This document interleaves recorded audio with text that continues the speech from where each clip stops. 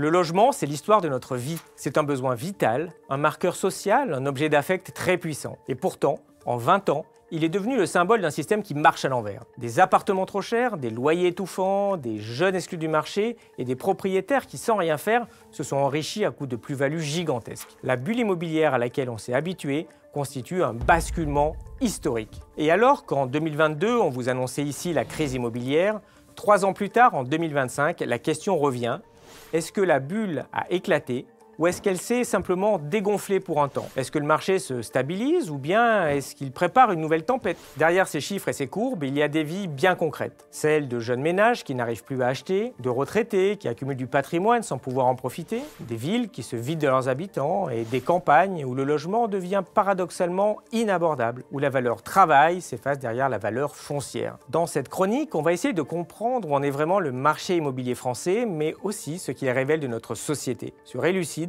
on a fouillé les données économiques pour vous proposer l'état des lieux le plus juste de la situation. Graphique à l'appui, vous allez voir pourquoi la baisse des prix s'est arrêtée et pourquoi acheter reste hors de portée pour la majorité. Vous verrez comment le crédit fait et défait le marché et comment l'irresponsabilité politique a laissé prospérer un système injuste et absurde où l'on travaille 30 ans pour enrichir la génération d'avant. Bref, on va parler d'immobilier, mais surtout d'injustice. Parce que si la fête est finie, la gueule de bois, elle, ne fait que commencer.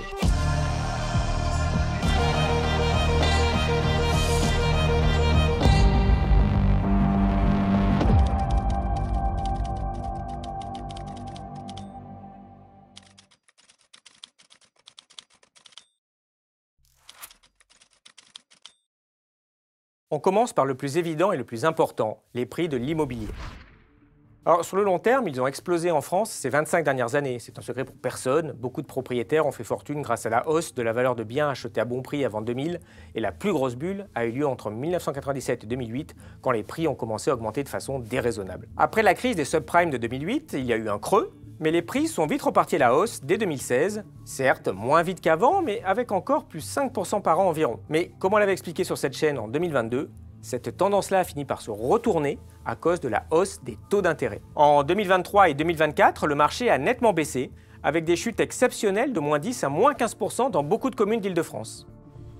La nouvelle a surpris parce que pendant des décennies, on avait pris l'habitude de voir les prix grimper chaque année, comme s'il s'agissait d'une sorte de loi absolue de la nature. Pour vous donner une idée, un jeune né dans les années 90 n'a jamais connu autre chose que la hausse des prix jusqu'en 2022. Mais cette baisse des prix, due principalement au retour de l'inflation et à la hausse des taux, s'est arrêtée fin 2024. Les chiffres du deuxième trimestre 2025 montrent que la courbe des prix s'est stabilisée partout et qu'une légère reprise de la hausse débute dans la plupart des régions.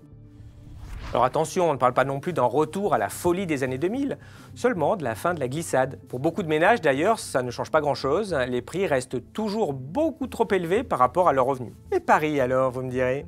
Eh bien, on va s'y intéresser. Le marché parisien a vécu un choc particulier puisqu'avec le Covid et l'essor du télétravail, beaucoup d'habitants ont quitté la capitale hors de prix, bruyante et polluée, pour une meilleure qualité de vie en banlieue ou en région. Résultat, Paris a décroché, et pas qu'un peu. Dans les quartiers populaires, les prix ont plongé de plus de 20% par rapport au sommet, un retournement de situation qui n'était pas arrivé dans la capitale depuis des décennies. Dans les beaux quartiers, la baisse a été plus modérée, autour de 12% quand même, et se poursuit encore légèrement aujourd'hui. Malgré ces baisses, un logement parisien reste quand même absolument hors de prix. Les valeurs ont tellement monté ces 25 dernières années que même après moins 20%, on reste à plus du double du niveau de la fin des années 90. Pour vous donner une idée, à la fin des années 90, on pouvait s'offrir un appartement de 80 mètres carrés en plein centre de Paris pour environ 400 000 €. Aujourd'hui, le même appartement vaudrait autour d'1 million d'euros, et ce, après la récente correction. En clair, même une fois corrigé, le marché parisien reste extrêmement élevé par rapport à il y a 25 ans. On peut d'ailleurs le vérifier facilement sur les sites d'annonces immobilières parisiennes. C'est une très bonne manière de voir un peu ce qu'on a fait à notre pays depuis 30 ans. Et vous allez voir, ça va vendre du rêve. Alors allez, je commence par mon coup de cœur, qui en plus est une excellente affaire, vous allez voir. Direction le sympathique 19e arrondissement avec ce spacieux 2 pièces de 52 mètres carrés. Alors ce bien comporte 2 vastes pièces très lumineuses, possiblement un petit peu à rafraîchir. Une belle chambre également avec des boiseries d'époque qui permettent une aération assez confortable. Comme vous le voyez, il est à proximité immédiate des transports et il a une magnifique vue sur un des points de deal les plus actifs de l'arrondissement. Enfin, cerise sur le gâteau, il a également une magnifique cour intérieure arborée. Le tout pour le prix à peine croyable de 399 000 € qui vient tout juste d'être baissé. Et pour bien percevoir à quel point c'est une bonne affaire, à titre de comparaison, pour à peu près le même prix, vous avez cet appartement habitable de suite à 405 000 € dans le 3e, mais il ne fait que 20 mètres carrés. Bon, tout le monde n'a évidemment pas de telles sommes et notre but n'est pas d'aller chercher des appartements à plusieurs millions d'euros, donc on vous a trouvé d'autres excellentes affaires. Alors pour les amateurs de voitures, à 150 000 €, on peut vous proposer cette coquette studette, comme disait TeamSeat, de 8 mètres carrés sur la place de Clichy. À déconseiller par contre, si vous vous réveillez en sursaut la nuit, c'est un petit peu bas de plafond. Pour 100 000 €, vous avez aussi ce vaste 10 mètres carrés dans le 13e arrondissement. Prévoyez quand même quelques petits travaux. Plus classe, pour un peu moins de 100 000 €, on vous propose, près de l'endroit magique du Sacré-Cœur, ce sympathique studio de 5 mètres carrés. Et oui, faut se serrer un petit peu. Mais c'est convivial et vous serez conquis par son immersion dans la verdure. Nettement plus vaste et moins cher, ce 7 mètres carrés dans le 15e arrondissement pour à peine 83 000 €. Avec des options fort sympathiques, comme cette douche qui fait cuisine également, et des rangements très pratiques pour le matelas. Mais attention, il n'est pas aux normes gaz apparemment. Allez, toujours plus loin dans les affaires, pour 43 000 € à peine, ce 4 mètres carrés dans le 10e arrondissement. Bien sûr, c'est un peu petit pour vous, mais qui sait, vous pourrez peut-être le louer à un ouvrier à exploiter. Mais chut, faut pas trop le dire. Alors il n'y a ni eau ni toilette, mais vous pouvez utiliser ce sur le palier. Mais vous comprenez, c'est la contrepartie pour avoir la vue sur la Tour Eiffel, ce qui est très rare dans le 10e arrondissement. Si, là, ça faut se pencher par la fenêtre, là, vous sortez bien, vous passez la tête sur le toit, là, là, on la voit là. Alors attention, une telle affaire avec de telles conditions n'est évidemment pas négociable, n'essayez même pas. Je termine par une autre excellente affaire de cette sélection élucide pour vous, un gigantesque placard de 7 mètres carrés dans le 18e arrondissement au prix imbattable de 26 000 €, probablement en raison de son classement énergétique en G, puisque heureusement il n'y a pas de H ou de I. Voilà, c'était donc notre sélection sur Internet, mais bien sûr d'autres excellentes affaires sont à retrouver en agence. Alors, je suis sur le point de retrouver Julie et Benjamin pour leur 3e visite, mais là, je leur ai dégoté une pépite. C'est exactement tous les critères qu'ils voulaient. Donc, vraiment, j'ai hâte de voir leur réaction. Allez, c'est parti.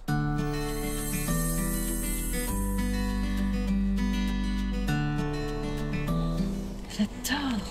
Alors, ça vous plaît? Bah ouais, là on est plutôt emballé là, jusque-là. Ça, vous avez vu, en plus j'ai pensé à vous, vous m'avez dit que vous aimiez la rando, donc hop, 1h05 des transports à pied. Donc là, tous les matins, il y a de quoi se maintenir en forme. Bon, en tout cas, moi j'ai hâte de vous montrer l'intérieur, donc bon, on y va? Bon, allez, On y va. c'est parti. Julie et Benjamin étaient déjà sous le charme, mais la magie ne faisait que commencer.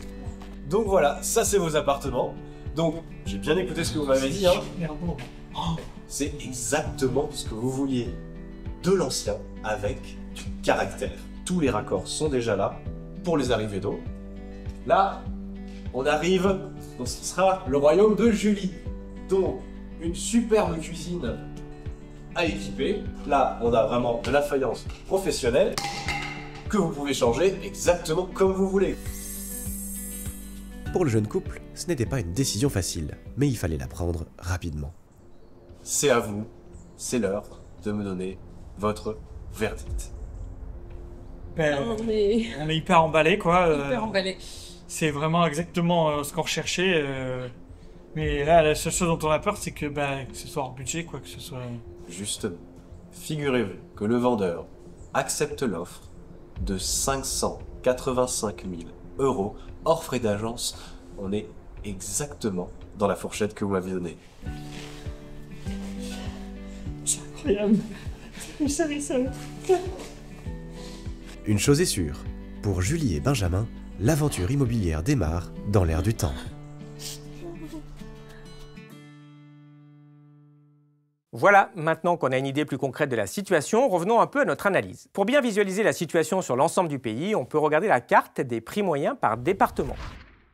Sans surprise, l'Île-de-France domine, Paris intramuros étant le sommet absolu, alors que certains départements ruraux du centre ou du nord affichent des prix bien plus abordables. La France de l'immobilier reste donc très inégale géographiquement. Cette carte montre une France à deux vitesses. En rouge, les zones où le mètre carré flambe, Île-de-France, littoraux méditerranéens ou atlantiques, métropole régionale, et en vert, les secteurs ruraux où les prix restent très bas. On voit que l'écart est vertigineux entre Paris et par exemple la Creuse. On constate aussi que beaucoup de zones périurbaines et de villes moyennes sont encore relativement abordables, ce qui explique en partie les mouvements de population récents. Alors, vous me direz, si les prix repartent à la hausse, c'est que la crise est finie, non? Eh bien, pas forcément. Il y a une nuance importante à apporter. Il faut penser à distinguer prix nominaux et prix réels. Sur le long terme, il faut toujours tenir compte de l'inflation pour juger de l'évolution réelle d'un investissement, immobilier compris. C'est ce qu'on appelle le prix réel. Un petit exemple pour comprendre. Imaginons qu'une maison vaut 100 en 2022 et 105 en 2025. En apparence, son prix a augmenté de plus 5%. Mais si entre-temps, les prix à la consommation ont grimpé de 10%, cette maison aurait dû valoir 110 en 2025 pour suivre l'inflation. À 105, elle a donc perdu environ 5% de sa valeur réelle. Autrement dit, malgré une hausse en euros courants, elle vaut moins cher qu'avant en termes de pouvoir d'achat. Fin 2025, si on tient compte de l'inflation, on voit clairement que les prix réels de l'immobilier ont baissé depuis 2021. À l'échelle nationale, la baisse réelle tourne autour de 7% par rapport au pic. Une partie de la crise immobilière s'est donc traduite par une perte de valeur des logements, même si sur le papier, les prix en euros recommencent à monter. Comme on l'a vu, à Paris, c'est encore plus flagrant. Depuis le Covid, les prix corrigés de l'inflation ont plongé de plus de 20% par rapport à avant la pandémie. C'est juste énorme. Si on prend un peu de recul historique, on comprend bien mieux pourquoi beaucoup de personnes ont le sentiment que tout est devenu hors de prix. Pendant près de 40 ans, jusqu'au début des années 2000, les prix des logements évoluaient à peu près au même rythme que les revenus des ménages. Autrement dit, pendant des décennies, salaires et immobilier augmentaient en même temps, donc l'effort pour acheter restait aussi globalement le même au fil du temps. Puis est survenue la bulle immobilière des années 2000-2007. Et là, il y a eu un décrochage brutal. Les prix des logements ont grimpé beaucoup plus vite que les revenus. Et en quelques années, le ratio prix sur revenu a bondi d'environ plus 70%, atteignant près du double de son niveau de 1985. Depuis cette période, les logements sont restés bien trop chers par rapport aux revenus, ce qui a alimenté ce fort sentiment de perte de pouvoir d'achat immobilier chez beaucoup de Français. Il est terrible ce graphique. Qu'est-ce qu'il dit? Il dit que c'est la politique monétaire à partir de l'an 2000 qui a produit la hausse des coûts, la hausse des prix de l'immobilier en une bulle phénoménale, laquelle a interdit d'acheter des immeubles à 90% de la population française. C'est ça que ça veut dire. C'est que la politique monétaire, celle de ces oracles qui sont à Francfort ou à Paris ou peu importe, ces oracles-là ont réussi à tuer la politique immobilière qui permettrait aux ménages de se loger par une bulle phénoménale qu'ils n'ont même pas vue. Alors, je ne peux pas être paisible, bienveillant à l'égard de cette politique. C'est une politique de très grande déraison. Au final, la récente baisse d'environ 15%, pris en termes réels, est bien trop faible pour rattraper l'envolée des prix. Concrètement, pour la plupart des ménages, acheter aujourd'hui un logement reste pratiquement aussi compliqué qu'avant la crise de 2022. On a vu pour le prix des logements, voyons maintenant ce qui se passe pour les locataires, donc du côté des loyers. Contrairement au prix d'achat, les loyers n'ont heureusement pas suivi la hausse. Depuis le début des années 90, à qualité comparable, l'indice des loyers rapporté aux revenus de l'ensemble des ménages est resté globalement stable une fois l'inflation déduite. C'est une bonne nouvelle pour les locataires, ça l'est beaucoup moins pour les propriétaires bailleurs. Avec la flambée des prix à l'achat, la rentabilité locative s'est donc effondrée. Du coup, de nombreux investisseurs se sont détournés de l'immobilier locatif, ce qui a aggravé la crise du logement. Moins d'offres à louer, moins de constructions neuves rentables, etc. Tout ça montre bien que l'immobilier est un équilibre fragile entre acheteurs, vendeurs, locataires et investisseurs. Dernier point très important, l'indice des loyers dont on vient de parler, à savoir le ratio entre les loyers et les revenus de l'ensemble des ménages, qu'on voit parfois dans la presse, raisonne un logement constant. Il ne tient pas compte du fait que le confort des logements s'est amélioré au fil du temps, ce qui a augmenté les prix. Et il ne tient pas compte du fait que les locataires se sont appauvris, surtout les jeunes.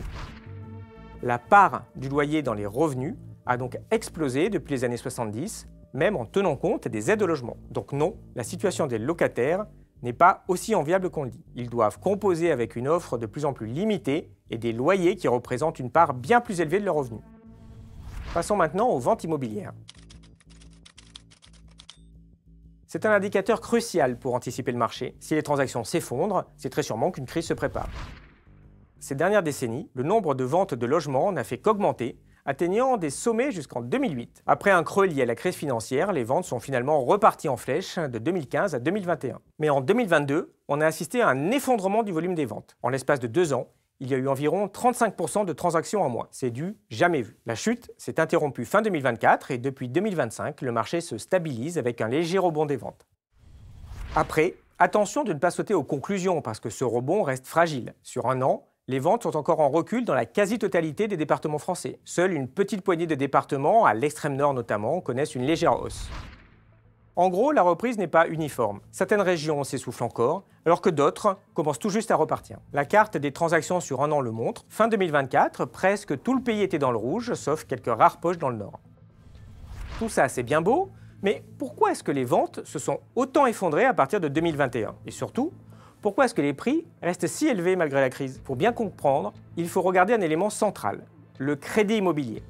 C'est la clé de toute l'histoire. On l'avait anticipé dès 2022 sur Elucide. Le retour de l'inflation a sonné la fin des crédits immobiliers à taux ultra bas. Pendant la décennie 2010, emprunter coûtait de moins en moins cher grâce à des taux d'intérêt en chute libre. Mais en 2022, changement de décor, l'inflation galopante a forcé les taux à remonter en flèche. Ce graphique montre le choc qu'ont subi les emprunteurs. Durant les années 2010, les taux n'ont pas cessé de baisser, tombant autour de 1% en 2021. Puis en 2022-2023, avec le retour de l'inflation, la tendance s'est inversée brutalement. On est passé d'environ 1% à plus de 3% en moyenne. La bonne nouvelle, c'est qu'à partir de 2024, la courbe s'est un peu calmée. À ce moment-là, l'inflation a commencé à diminuer, donc la Banque Centrale Européenne a pu desserrer sa politique et les taux des crédits ont légèrement reculé. Mais on se situe toujours autour de 3 à 3,5% aujourd'hui, bien loin des prêts à 1% d'il y a 3 ans. Il faut bien comprendre cette affaire de taux, c'est le nerf de la guerre. Le marché immobilier repose en grande partie sur le crédit, puisque presque plus personne ne peut acheter cash son logement. Or, le montant que vous pouvez emprunter dépend de 3 paramètres. Premier paramètre, votre mensualité. La banque vous interdit généralement de dépasser environ 30% de vos revenus en remboursement. Et comme la plupart des ménages empruntent au maximum de ce qu'ils peuvent rembourser, ce plafond est très souvent atteint. Deuxième paramètre, la durée du prêt. En France, elle est légalement limitée à 25 ans. Avec la hausse des prix ces dernières années, beaucoup ont déjà allongé la durée au maximum. Plus de la moitié des prêts récents s'étalent sur 25 ans et 80% sont sur au moins 20 ans. Dernier paramètre, le taux d'intérêt. C'est le fameux taux du crédit fixé par les marchés financiers, eux-mêmes influencés indirectement par la Banque Centrale Européenne. Aujourd'hui, les mensualités et les durées du prêt sont déjà poussées à leur maximum pour la plupart des ménages, donc la seule variable qui peut encore bouger, c'est ce taux d'intérêt. En pratique, ce taux détermine presque à lui seul la capacité d'emprunt d'un ménage et son impact est colossal. Prenons un exemple simple. Un foyer qui peut rembourser 1 000 € par mois sur 25 ans, c'est-à-dire environ 30% de ses revenus. Si le taux est de 7%, comme certains emprunteurs en 2007, ce foyer pourra emprunter environ 141 000 €, pas plus. Si le taux d'intérêt tombe à 1%, comme en 2022, ce même foyer, avec la même mensualité de 1 000 € pendant 25 ans, peut emprunter environ 265 000 €, soit presque 2 fois plus. En gros, quand les taux ont baissé, les ménages ont pu emprunter presque 2 fois plus avec le même salaire. Alors en théorie, ils auraient pu s'endetter sur 2 fois moins longtemps, mais ce n'est pas ce qui s'est passé. En effet, cet argent en plus n'a pas profité aux acheteurs, mais aux vendeurs, qui en ont aussitôt profité pour gonfler leurs prix. Et concrètement, les ménages ont donc pu acheter des logements bien plus chers, sans payer plus chaque mois. C'est comme ça que les prix de l'immobilier se sont envolés jusqu'en 2021. Autre chose à savoir, on l'a dit plus tôt, quand l'inflation a explosé en 2022, la BCE a rapidement relevé ses taux. Maintenant que l'inflation est retombée autour de 1%, la BCE a de nouveau baissé ses taux directeurs. Au final, on est revenu à un niveau normal, c'est-à-dire autour de 1% en taux d'intérêt réel. Sauf que les taux longs, ceux à 5, 10 ou 20 ans, ceux qui importent vraiment pour les crédits immobiliers, ils ne redescendent pas. Et ça, les médias l'expliquent rarement. La Banque centrale ne décident que des taux à très court terme, ceux de quelques mois. Les taux à long terme, eux, sont fixés par les marchés financiers en fonction de l'offre et de la demande. En temps normal, les taux courts influencent un peu les taux longs, bien sûr, mais en ce moment, ils partent carrément dans des directions opposées. Calm down. Calm down. Pourquoi ? Parce que les taux longs des crédits immobiliers doivent toujours être plus élevés que ceux de l'État, considérés comme l'emprunteur le plus sûr. Or, les marchés commencent à se méfier de la dette française. Ils exigent donc des taux de plus en plus hauts pour prêter sur le long terme. Et maintenant que la confiance est abîmée, les taux longs continuent de grimper pendant que la BCE baisse les siens. Donc au final, la probabilité de revoir un jour des crédits immobiliers à 1% est extrêmement faible. En résumé, l'ère de l'argent quasiment gratuit est terminée. Il est probable que les taux d'intérêt restent au mieux autour de 3-4% dans les prochaines années. Et comme on ne pourra pas compenser ces taux élevés en augmentant encore la durée des prêts, ou les mensualités comme on l'a vu, tous les paramètres du crédit sont déjà au maximum, la capacité d'emprunt des ménages va rester limitée. Et sans argent facile pour la doper, la demande immobilière ne pourra pas repartir comme avant. Pendant longtemps, la hausse continue du marché a permis à beaucoup d'acheteurs de financer leur parcours immobilier grâce aux plus-values. Pour bien comprendre ce changement d'air, on va comparer deux parcours de vie opposés, celui d'un couple qui a débuté en 2000 et celui d'un couple similaire qui démarre en 2025. En 2000, un couple de 30 ans achète un appartement de 2 pièces pour 150 000 € sans apport, 100% à crédit. En 2010, il revend ce T2 220 000 €, réalisant une plus-value de 70 000 € et il rembourse les 80 000 € de capital restant sur son prêt. Il peut alors s'offrir un T3 à 300 000 € grâce à un nouveau prêt de 160 000 €. Sa plus-value lui a servi d'apport. En 2022, il revend son T3 370 000 €, donc encore 70 000 € de plus-value. Il rembourse 80 000 € de prêt restant et s'offre un T4 à 400 000 € avec un nouvel emprunt de 110 000 €. Enfin, en 2030, il a fini de rembourser et se retrouve à la tête d'un logement qui vaut désormais 460 000 €, soit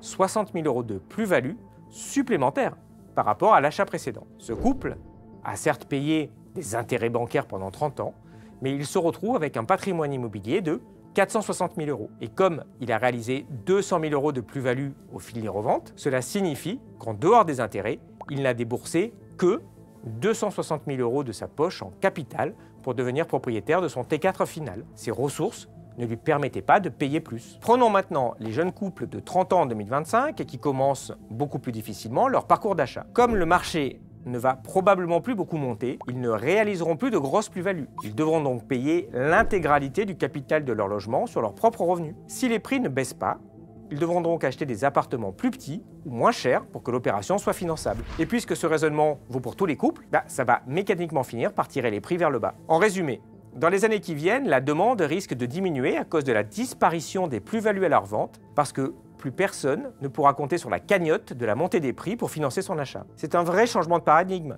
L'ascenseur immobilier qui avait permis aux générations précédentes de grimper de bien immobilier en bien immobilier en profitant de la bulle est en panne pour la génération 2025. Par ailleurs, des facteurs démographiques et sociologiques pèsent aussi lourdement sur la demande. Les jeunes générations sont moins nombreuses que les précédentes et elles vivent moins souvent en couple, ce qui réduit mécaniquement le nombre de couples acheteurs sur le marché. Moins d'acheteurs potentiels, c'est un frein de plus à une nouvelle envolée des prix. Ces deux histoires, celle du couple de 2000 et celle du couple de 2025, résument en fait ce qu'a vécu tout le pays. Quand on regarde les données sur plusieurs générations, le contraste saute aux yeux. Regardez ce graphique. Il montre le rendement immobilier réel pour 3 grandes générations, en tenant compte à la fois de l'inflation et des plus-values à la revente. Pour les boomers propriétaires avant 1980, c'est le jackpot. Inflation forte, remboursement allégé et prix multiplié par 2 ou 3. Pour la génération X, acheteuse entre 1980 et 2020, la fête continue un peu. Il y a beaucoup moins d'inflation, certes, mais il y a encore de belles plus-values. Pour les milléniaux, ceux qui ont commencé à acheter entre 2015 et 2020, c'est la douche froide. Il n'y a pas d'inflation pour alléger les dettes et il n'y aura plus de plus-value dans le futur pour compenser. Résultat, les plus jeunes payent le prix fort, en monnaie constante, sans espoir d'effet levier. La bulle immobilière a fortement enrichi les anciens et appauvri les nouveaux venus. Alors attention, je ne dis pas ça pour blâmer les boomers, ils n'y sont pour rien, c'est pas eux qui ont défini l'inflation à l'époque. Puis d'ailleurs, ils sont très embêtés puisqu'ils voient très bien que leurs enfants, leurs petits-enfants n'arrivent plus à se loger de façon décente. Non, les vrais responsables, c'est le personnel politique, d'ailleurs qui est souvent multipropriétaire, qui a laissé faire. Toutes ces évolutions ont engendré une injustice sociale majeure. Aujourd'hui, acheter un logement est devenu un luxe réservé aux plus aisés. Regardez. En moyenne, les primo-accédants affichent autour de 5 000 € de revenus mensuels et ceux qui en sont à leur deuxième ou troisième achat tournent plutôt autour de 10 000 € par mois. En région, les ménages qui empruntent gagnent à peu près 8 000 € par mois et à Paris, accrochez-vous, près de 27 000 € par mois. C'est une moyenne, mais enfin quand même, ça veut dire quelque chose. Autant dire que très peu de gens peuvent se le permettre. Autrefois, un ménage moyen pouvait devenir propriétaire assez jeune et relativement facilement. Aujourd'hui, ce n'est clairement plus le cas. Regardez cet exemple frappant. Dans une publicité de 1980, on voyait qu'une maison neuve de 5 pièces, 92 mètres carrés, coûtait 190 000 francs. Si on convertit en euros actuels et qu'on tient compte de l'inflation, ça fait à peu près 120 000 €. C'était sans le terrain, donc avec le terrain, il fallait compter à peu près 150 000 € pour avoir cette jolie maison. Ça représentait grosso modo 4 années de revenus pour un ménage moyen et ça pouvait être financé avec un crédit d'environ 15 ans. Par comparaison, malgré des taux d'intérêt bien plus bas qu'à l'époque, la hausse des prix a largement annulé cet avantage. Elle a obligé les acheteurs à allonger fortement la durée des prêts, qui est passée d'environ 15 ans à 22 ans en moyenne. Et encore, ce constat est un peu optimiste. Avant, au bout de 15 ans, on pouvait, en étant jeune, acheter directement une maison de taille respectable, comme on l'a vu. Depuis 20 ans, il n'est pas rare que des ménages doivent procéder à 2, 3, 4 achats immobiliers successifs pour finir par obtenir la grande maison souhaitée en profitant à chaque fois des plus-values. Beaucoup de familles ont donc en réalité remboursé des emprunts pendant une trentaine d'années, soit 2 fois plus longtemps qu'avant. Ça se voit d'ailleurs dans les chiffres. L'endettement immobilier des ménages a explosé depuis les années 2000, alors même que le taux de propriétaires n'a quasiment pas bougé. Donc, dans les années 70, quand vous aviez fini de rembourser votre résidence principale vers 45 ans, vous pouviez ensuite accumuler de l'épargne pour payer les études des enfants ou pour acheter une résidence secondaire, par exemple. C'est beaucoup plus rare aujourd'hui, vu le temps nécessaire pour acquérir la résidence principale, par exemple. En schématisant, avant, à 60 ans, vous étiez propriétaire de votre maison de 150 000 € depuis 15 ans et vous aviez eu le temps de mettre 150 000 € d'épargne de côté, disons. Et maintenant, à 60 ans, eh bien vous êtes propriétaire de votre résidence principale depuis très peu de temps. Elle vaut environ 300 000 €, mais vous n'avez presque plus d'épargne liquide. Du point de vue de l'INSEE, ces deux situations sont identiques. Il y a le même patrimoine de 300 000 €. Mais dans la vie des gens, ça change tout. Le logement, ça représente une sorte d'épargne forcée qu'on accumule toute sa vie active et qui n'est pas liquide. Vous ne pouvez pas dire à la retraite « Oh bah tiens, je ferais bien le tour du monde si je vendais mes toilettes ». Avant, les classes moyennes supérieures pouvaient avoir une certaine épargne disponible dans laquelle elles pouvaient puiser pour consommer.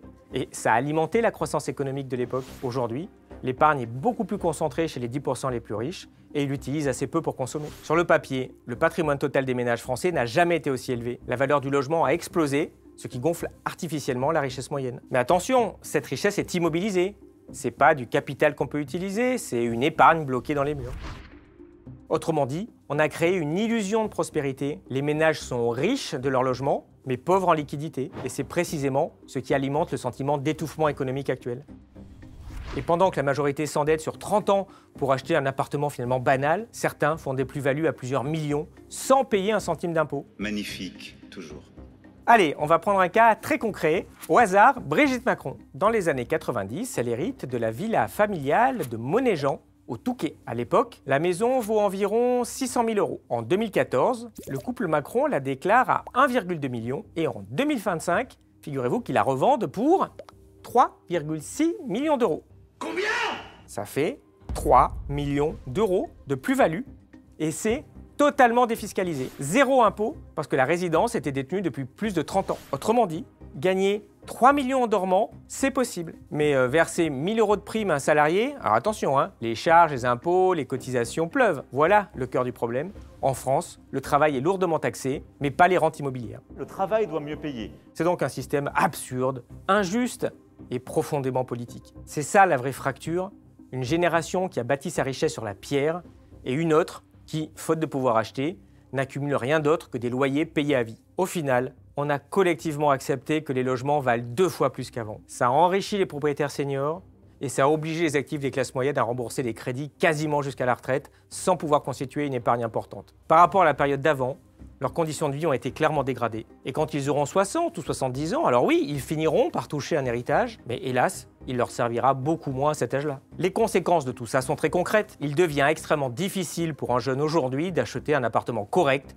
où il a envie de vivre, avec une taille raisonnable. Beaucoup se serrent la ceinture pendant 20, 25, 30 ans parfois pour rembourser un prêt, avant de devenir enfin propriétaire d'un argent immobile et quasi inutilisable. Concrètement, ça veut dire qu'ils limitent leur consommation pendant presque toute leur vie active pour accéder à la propriété. Et par ailleurs, vu le prix du mètre carré de nos jours, on finit par construire de plus en plus de cages à lapins mal fichues, sans compter le fait que beaucoup sont forcés de vivre loin de leur lieu de travail, ce qui oblige à prendre la voiture ou à passer des heures dans les transports en commun. À partir de là, il ne faut pas s'étonner de voir la natalité chuter sans cesse depuis une quinzaine d'années. Si on peut s'acheter qu'un appartement avec 2 chambres, on ne va pas faire 3 enfants. Comme quoi, la question du logement est centrale dans la santé d'un pays et de ses habitants. Alors maintenant qu'on a dit tout ça, est-ce que la crise est bel et bien terminée? Alors, en grande partie, oui, pour ce qui est de la secousse de 2022-2023. Mais attention, c'est pas pour autant le grand retour de la folie immobilière qu'ont connu nos parents. Plusieurs signes montrent que le marché ne va pas repartir dans une folle ascension pour des raisons à la fois techniques et structurelles. Les voyants ne sont pas ouverts, les taux d'intérêt restent élevés et les ménages ont déjà atteint leur limite d'endettement. Les plus-values à la revente s'effondrent, ce qui réduit l'apport disponible pour acheter. Et parallèlement, les jeunes générations sont moins nombreuses et achètent moins, tandis que le papy-boom et les départs à la retraite augmentent l'offre de logements à vendre. L'avenir proche s'annonce donc plutôt calme en termes de prix, et c'est sans même parler de la possibilité d'une nouvelle crise économique qui pourrait survenir.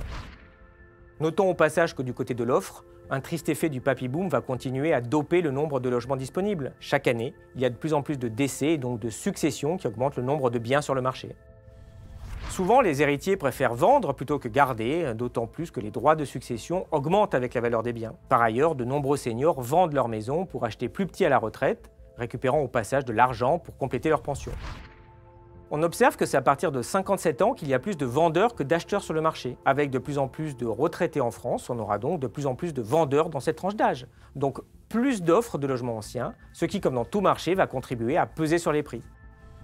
En clair, après la folle hausse des prix de ces 2 dernières décennies, ils ont fini par baisser un peu et on voit mal un nouveau cycle de hausse insensé démarrer dans les conditions actuelles. La fête est finie et la gueule de bois s'annonce durable. Alors pour vous qui nous écoutez, quelles sont les pistes d'action? Eh bien, face à tant d'inconnus, une seule attitude s'impose, la prudence. Si vous envisagez d'acheter un logement en ce moment, faites-le dans une optique de long terme. N'achetez surtout pas aujourd'hui en espérant revendre avec une grosse plus-value dans les 3 ou 4 ans.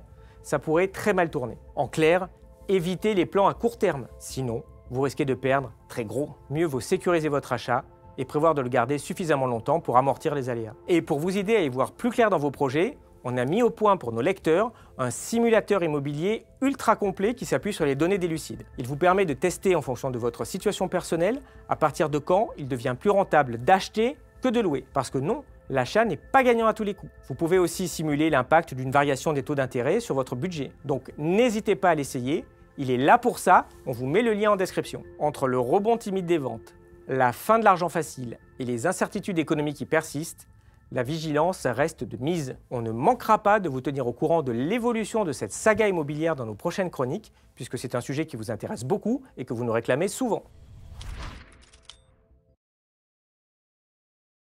Avant de terminer, j'aimerais faire un appel important. Elucide, c'est un média qui vit sans publicité, sans sponsor, sans gros chèque de milliardaires. On avance librement avec un seul objectif, vous fournir une information claire, sourcée, indépendante, pour comprendre le monde tel qu'il est. Mais pour continuer et pour se renforcer, on a besoin de vous. Pas seulement de votre regard ou de votre écoute, mais aussi de votre participation active. Graphistes, monteurs, rédacteurs, tous les talents nous intéressent. Si vous voulez rejoindre l'aventure Elucide et si vous pensez que vos compétences peuvent faire grandir ce projet, écrivez-nous au mail indiqué dans la description. On n'attend pas des professionnels en costard-cravate, mais des gens motivés, créatifs, exigeants, qui ont envie de construire autre chose que les médias formatés qu'on nous sert tous les jours. On sera heureux de vous accueillir et de voir comment on peut avancer ensemble, parce que ce projet, c'est pas seulement le nôtre, c'est le vôtre aussi. C'est celui de tous ceux qui veulent une information vraiment libre et indépendante. Et dans tous les cas, si vous voulez nous aider, n'oubliez pas de vous abonner à Elucide, tous les liens sont en description. Un énorme merci et à bientôt.